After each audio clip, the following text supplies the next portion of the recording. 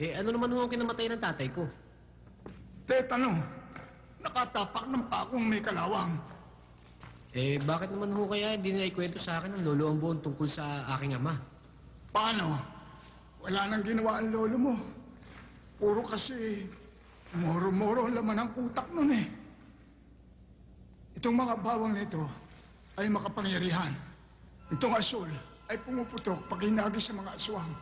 At ito naman dilaw, pag naisubo sa bibig nila, sila ay masusunog at magiging abo. Tanggapin mo itong mga bawang nito. Eh, ano ang gagawin ko sa mga bawang nito? Eh ano pa? Di pa lalaban mo sa aswang. Patay na rin lang ang tatay mo, di ikaw ang papalit sa kanya. Ba't naman ho ako? Eh, marami naman dyan Si Lolo Ambo, o si Kiko, yun na lang ho, huwag na ako. Hindi sila pwede dahil wala silang dugong mandilig mga katulad ka, Luis. Ang isa pa, ayaw mo pang sumikat ka? Eh, natatakot ho ako eh. Kapag nilinok mo yan at suot mo yung pintas at sumigaw ka ng Commander Bawang, ikaw ay makalilipad. Magiging superhero ka. Walang kalaban-laban sa iyong mga aswang. Nasaan yung pintas? Binigay ng tatay mo kay Padre Sebastian. Hindi ko naman alam kung saan nahilapan ng pare niya. Ang mabuti pa, lumakad ka na. Bumalik ka na sa matang bato. Oh, sige, dalhin mo ito.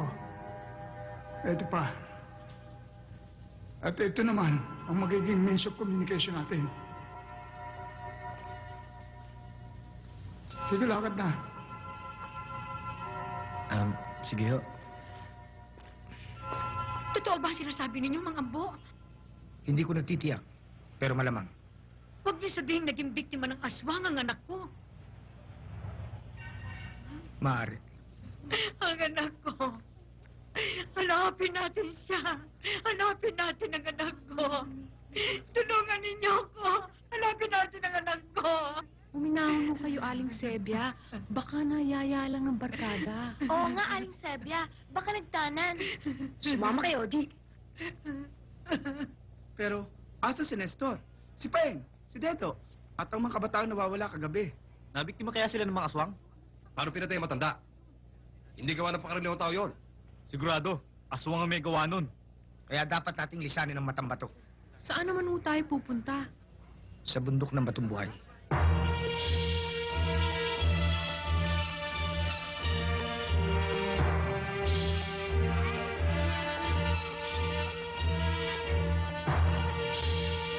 Lolo, layo pa ba yung Batong Buhay? Wala ka Pagod na kami, Lolo eh. Pagpintis mo. Laro ng ating kaligtasan. Trinidad, nagsilikas na ang mga taong bayan. Sumalakay na ang mga aswang dito. Sa matang bato. Baka tayo na lang naiwan. Naku, sinabi ko na naman sa'yo, ate. Hindi ko maaaring iwan ang bahay na ito. Gusto kong datnan ako ng aking asawa kung saan niya ako iniwan. Asawa na naman? Pambihira. Delikado na ang kalagayan ng buhay mo. Si Ana naman ang iniisip mo. Kinuho ko. Wala akong magagawa eh. Hindi ko maaaring iwan na lang basta itong mga ipinandar niyang ito sa akin. Trinidad, dalawa na lang tayong magkapatid. Kaya hindi kita maaaring pabayaan. Kahit pa isalbisa ng mga aswang. Hindi kita iiwanan. Hindi ka mag-iisa. Salamat, ate. All for one and one for all. Agreeable ka? Bow.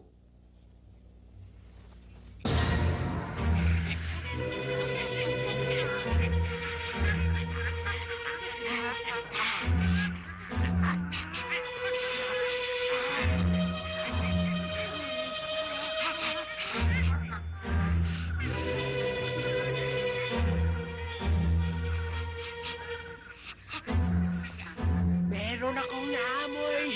Mukhang maduduguan na naman ang aking uso. Bongbong! Bongbong! Lutang! Peskel! Peskel! Desa! Toto!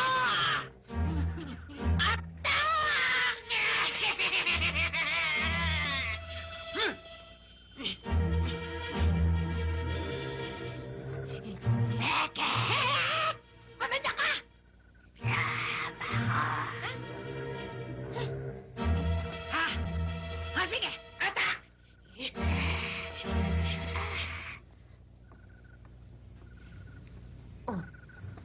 hindi ka pa natutulog?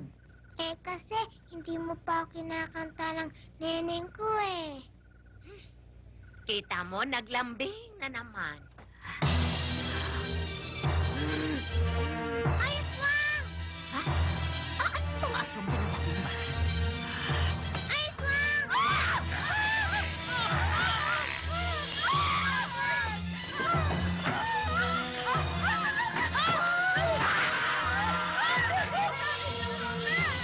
Tumingin dali! Dito ka!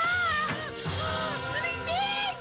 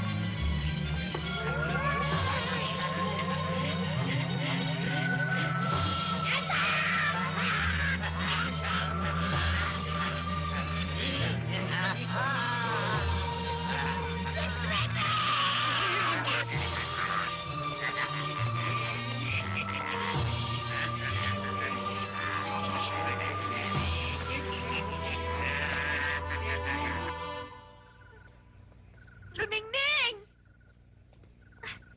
Luningning! Luningning! Luningning! Luningning!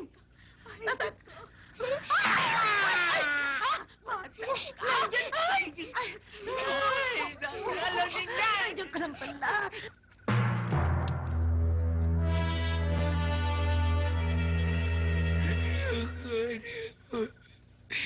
Aking kaputik-putik, binasang ka. Lo, huwag na kayong umiyak. Nariyan lang ho siya siguro sa tabi-tabi. Ay, ano ba sinabi mo sa tabi-tabi lang? Sa matang-bato pa lang nawala na siya. Hindi pa niya tinapos yung moro-moro ko. Ay, baka kinain na siya ng aswang. Matapang rustic boy, Lolo. Hindi kaya na aswang yun. Matapang ang apog. Mapayat ko nga po.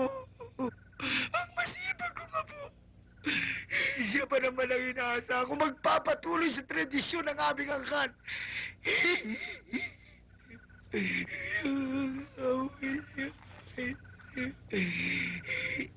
Babalik ako. Lolo, Hanapin siya. Hanapin ko. Akin na po. Babalik ako. Lolo, wag na. Kayo na rin ang nagsabing kailangan lisanin natin ang matang bato dahil delikado. Paano, Stick Boy? Pababayaan ko na lang ba siya?